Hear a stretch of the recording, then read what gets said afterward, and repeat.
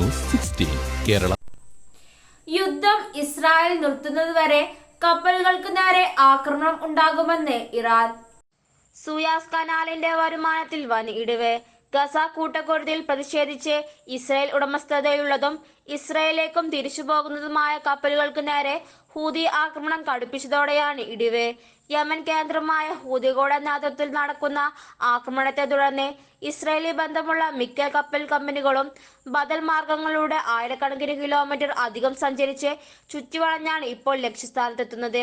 കഴിഞ്ഞ വർഷം 25,911 കപ്പലുകളായിരുന്നു കനാൽ ഉപയോഗിച്ചിരുന്നത്. എന്നാൽ ഇത്തവണ കപ്പലുകളുടെ എണ്ണം 20,148 ആയി കുറഞ്ഞു.